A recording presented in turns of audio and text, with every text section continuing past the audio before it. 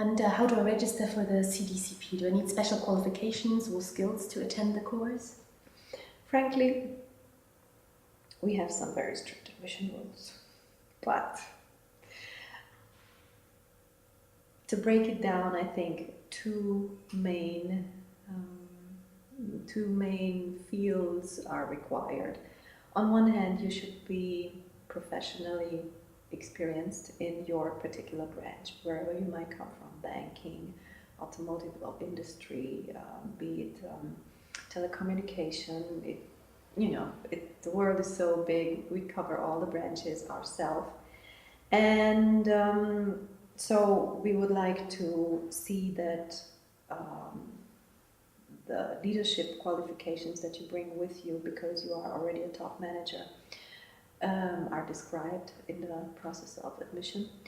And on the other hand, of course, we need to know, or we need to be able to work with people who have a track record of following ethical principles, or the proof of having had very large amounts of responsibility, be it either in budget or over numbers of people.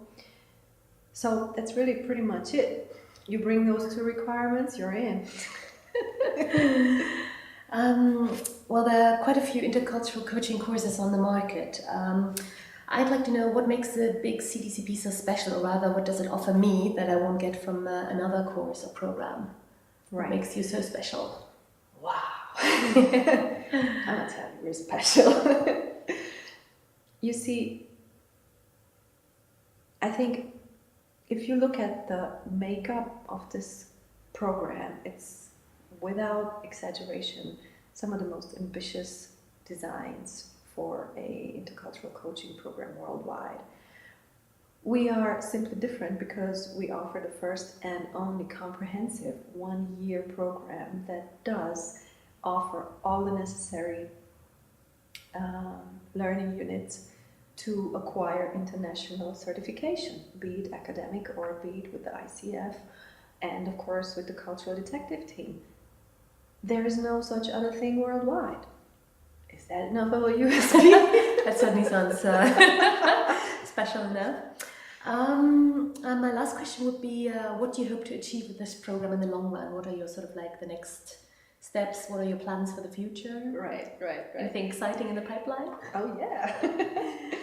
Well, after having a lot of fun with the first program, we are planning on the second and third, of course. What we're looking to do at Booker International is laying the foundation with this program for the Booker International Academy. This first unit will take place in Europe because this happens to be the beginning, this happens to be where we live, and so we've gathered around Paris, Bucharest, Istanbul, and the Black Sea in order to offer the first program. But the second one is already in the pipeline, quite literally so, because it will take place in Arabic-speaking countries. The third target market, let's say, are the African countries with their demands, and certainly also the Asian Pacific region is in our mid-long-term planning for offering the B.I.G.CD CP. Now, with time, of course, the faculty team will grow, and collaboration partners, be it universities or be it,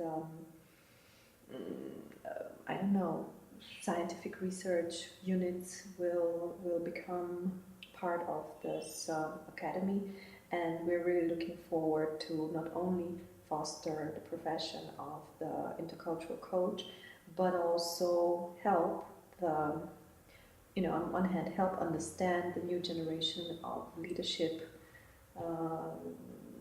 employees, and also help multicultural managers, young managers, to come to terms better in this ever-changing work environment.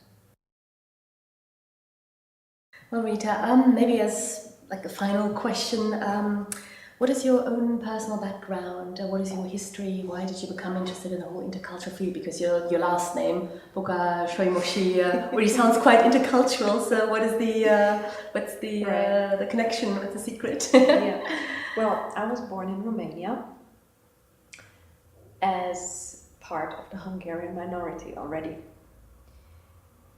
My parents and I left Romania when I was 10 years old. We're classic political refugees, and came to Austria, where I went to college, we say gymnasium, and studied some psychology in Austria. What else you should? Yeah. After that, I moved to Berlin after the fall of the wall. So this was 91, where I've had my home physically ever since. But 10 years later, I started working in Romania. So I had my back to the roots experiences there, and that was the beginning of my intercultural awareness. And I had the reason why I went to Romania was because I was a trainer for leadership and communication. And I happened to have Romanian as a native language, so I was teaching them Western working style to find out a little later how colonialistic that attitude was. And yeah, that was really the beginning of my career as an intercultural trainer and coach.